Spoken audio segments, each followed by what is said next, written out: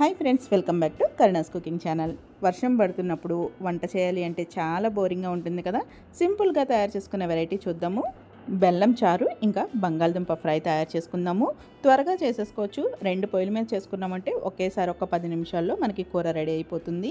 ఇలాంటి simple recipes Karuna's cooking ఛానల్లో చాలానే పోస్ట్ చేశాను. ఇంట్రెస్ట్ ఉంటే ట్రై చేసి చూడండి. ఇంకా ఈరోజు రెసిపీస్ బెల్లం చారు ఇంకా బంగాళదుంప ఫ్రై. ముందు బంగాళదుంప ఫ్రై సింపుల్గా తయారు చేసుకోవడం చూద్దాం. బంగాళదుంప ఫ్రై తయారు చేసుకోవడం చాలా సింపుల్గా త్వరగా అయిపోతుంది. ఇంకా త్వరగా అయిపోవాలి అనుకునేటప్పుడు కట్ చేసుకునేటప్పుడు బాగా పల్చగా కట్ చేసుకున్నాం అనుకోండి, ఫ్రై చేసుకోవడం చాలా త్వరగా అయిపోతుంది. మనకి మామూలు టైంలో అంటే ఫ్రీ టైంలో చేసుకున్నప్పుడు ఎంత టైం పట్టినా పర్లేదు, కానీ మనకి హడావుడిగా ఏదన్నా ఆఫీస్కి వెళ్ళాలన్నా, స్కూల్కి క్యారేజ్ కట్టాలన్నా ఒక్క 5 నిమిషాలు కూడా మనకి చాలా వాల్యుబుల్ అనిపించద్దు కదా. అలాంటప్పుడు ఇలా పల్చగా ఈ విధంగా కట్ చేసుకున్నాం అనుకోండి, ఫ్రై చేసుకునేటప్పుడు ఈజీగా త్వరగా ఉడికిపోతాయి. ఇలా అన్ని కట్ చేసేసుకున్న తర్వాత కొన్ని నీళ్లు తీసుకుని దాంట్లోకి ఈ ముక్కలు వేసేసుకుంటే ముక్కలు నల్లబడకుండా ఉంటాయి. బంగాళదుంప ముక్కలు కట్ చేసేసుకున్న తర్వాత కొంచెం మందంగా ఉన్న ప్యాన్ తీసుకుంటే అడుగంటకుండా ఉంటుంది. ఇప్పుడు దీంట్లోకి నూనె వేసుకొని వేడి చేసుకోవాలి. నూనె కాగిన తర్వాత దీనిలోకి ఒక 1/2 టీ స్పూన్ ఆవాలు, 1/2 టీ స్పూన్ జీలకర్ర, 1 టీ స్పూన్ శనగపప్పు వేసుకుని వేయించుకోవాలి.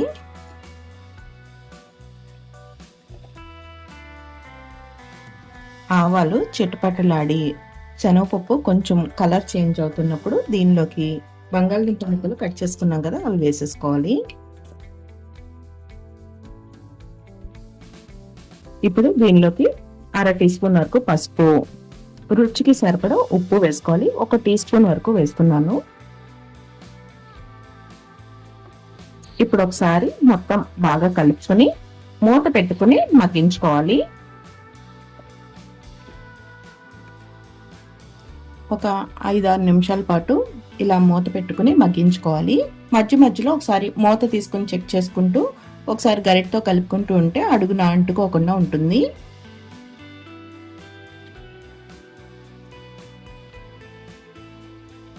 ముక్కలు బాగా పల్చగా కట్ చేసాం కాబట్టి అడుగున ఇలా తీసేటప్పుడు జాగ్రత్తగా కలుపుకోవాలి.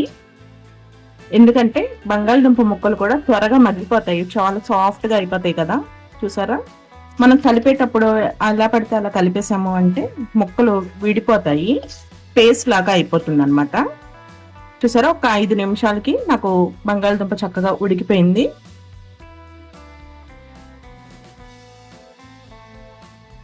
బంగాళదుంప ముక్కలు ఇలా మెత్తగా సాఫ్ట్గా ఉడికిపోయిన తర్వాత దీంట్లోకి కొంచెం కారం వేసుకుని కలుపుకోవాలి.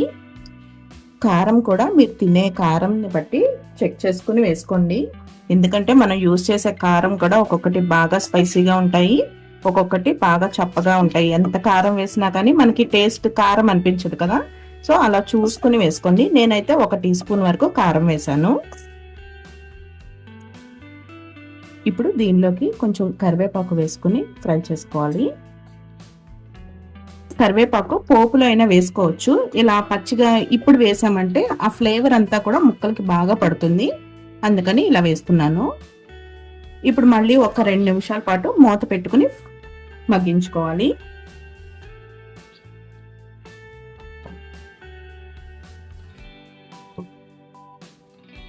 ఇలా మూత పెట్టుకుని మగ్గించుకుంటే కరివేపాకు ఫ్లేవర్ ముక్కలకి బాగా పడుతుంది. చూసారు కదా. ఇంకా బాగా క్రిస్పీగా కావాలి అనుకుంటే ఇంకొంచెం సేపు మూత తీసేసుకుని ఫ్రై చేసుకోవాలి. క్రిస్పీగా కావాలి అనుకుంటే మాత్రం ఇంకొంచెం సేపు ఫ్రై చేసుకోవాలి.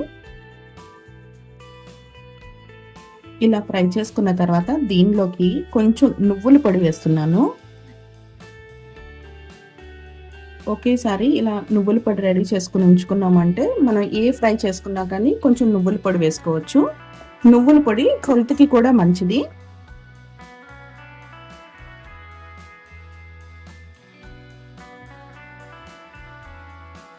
బెల్లం చారు తయారు చేయడం కోసం ముందుగా ఒక గిన్నెలోకి 1 లీటర్ వరకు నీళ్లు తీసుకుని 1/2 టీ స్పూన్ పసుపు, 1 టీ స్పూన్ ఉప్పు,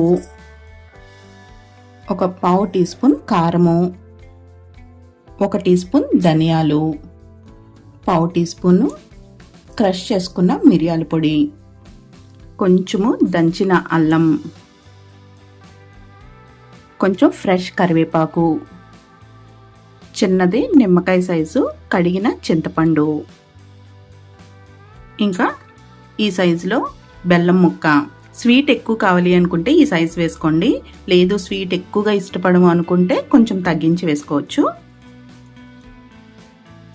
ఇంకా దీనిలోకి ఒక్క అర టీ స్పూన్ వరకు నూనె వేసుకోవాలి. ఇప్పుడు స్టవ్ వెలిగించుకుని స్టవ్ని మీడియం ఫ్లేమ్లో పెట్టుకుని మరిగించుకోవాలి. మీడియం ఫ్లేమ్లో పెట్టి మరిగించుకోవడం వల్ల ఇవన్నీ కూడా, ఈ ధనియాలు, కరివేపాకు రసం, ఇవన్నీ కూడా ఫ్లేవర్స్ అన్నీ కూడా ఆ రసంలోకి బాగా దిగుతాయి. చారు ఇలా మరుగుతున్నప్పుడు దీంట్లోకి పోపు వేసేసుకోవాలి.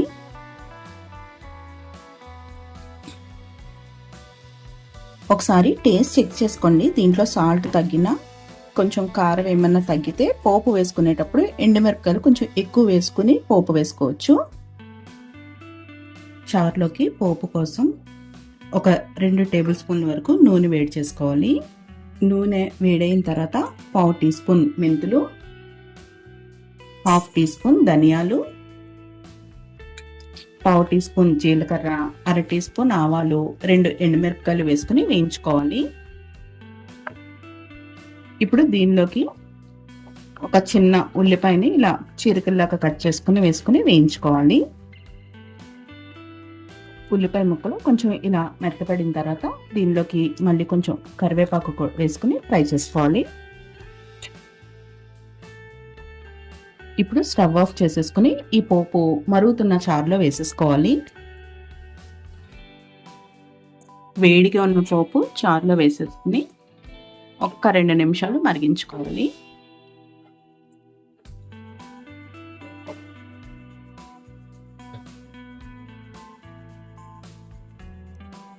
చారు టేస్ట్ అయితే చాలా బాగుంటుంది, కారంగా ఇంకా తీయగా కూడా ఉంటుంది కాబట్టి డిఫరెంట్ టేస్ట్ ఉంటుంది. మనం రెగ్యులర్గా చేసుకునే చారు లాగా కాకుండా కొంచెం తీపిదనం ఉంటుంది కాబట్టి బాగుంటుంది. ఇలా 2 నిమిషాల పాటు మరిగించుకున్న తర్వాత కొంచెం ఫ్రెష్ కొత్తిమీర వేసుకుని మూత పెట్టేసుకుని స్టవ్ ఆఫ్ చేసేసుకోవాలి.